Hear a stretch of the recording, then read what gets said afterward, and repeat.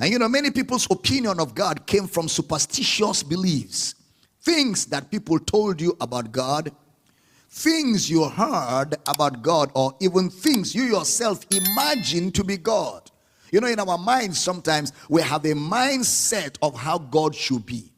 In our minds we create, you know, parameters for what God is, who God is, what God can do, what God cannot do. We just create our own God within the figment of our imaginations, which is not consistent with who God really is.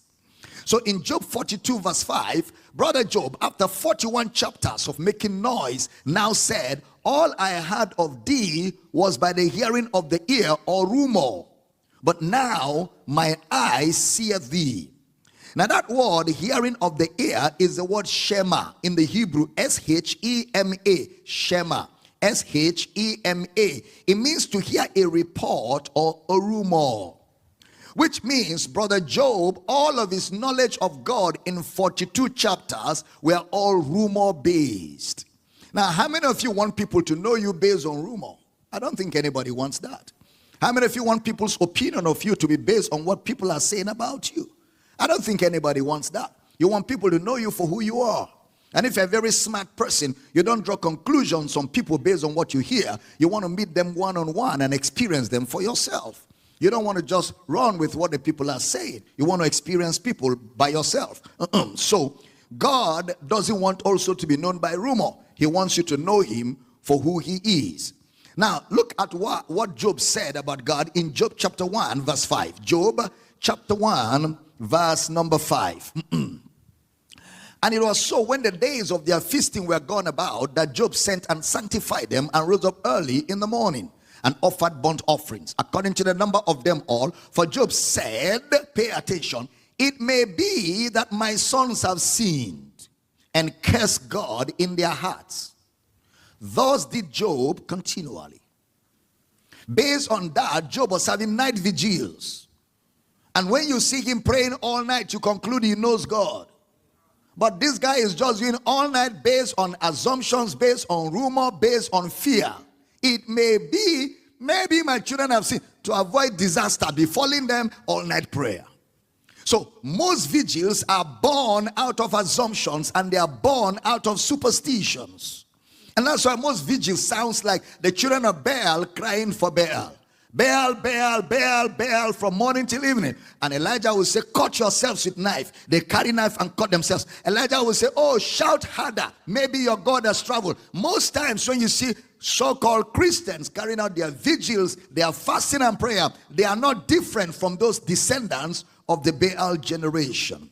And the fact that somebody is doing vigils every Friday or every week doesn't mean he knows God. Some of us are full of religious activity emanating from fear. He offered sacrifices continually, assuming that his children had sinned. Assuming. So fasting and prayer, offering of sacrifices, promoted or activated or motivated by assumptions. Look at Job chapter 1, the 27th verse. Job chapter 1, 27. And there were born unto him 7 sons and 3 daughters. Job 1:20, sorry. Job chapter 1, verse number 20. Then Job arose and rent his mantle and shaved his head and fell down upon the ground and worshipped. Oh, brother, the guy is a worshiper. When he worships God, he lies down on the floor. Tears and catarrh comes out of his nose because of the intensity of humility and brokenness.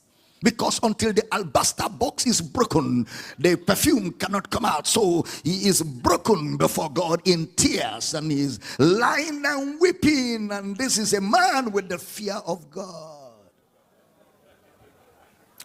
Give me the next verse. That Job chapter 1 verse 21. And said, look at the sincerity of all of those his operations.